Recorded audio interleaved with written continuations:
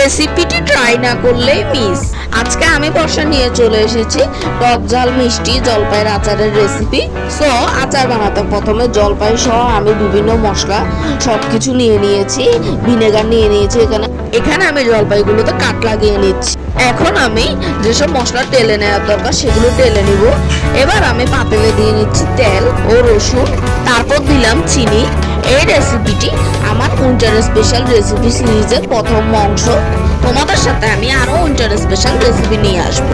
আর তোমরা যারা নিউ আছো তারা আমার পেজটিকে ফলো এবং লাইক দিয়ে আমার পাশে থাকবে, এবং আমার চ্যানেল থেকে দেখে থাকলে আমার চ্যানেলটিকে সাবস্ক্রাইব করে দেবে। এখানে আমি যাবতীয় মশলাপাতি দিয়ে পাতিলে জলপাই দিয়ে দিয়েছি।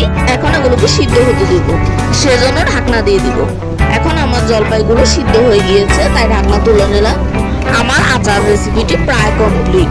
এখন আমি এটিকে সার্ভ করব। দেখো গাইজ, আচারটি দেখতে কি দারুণ হয়েছে, খেতেও অনেক দারুণ।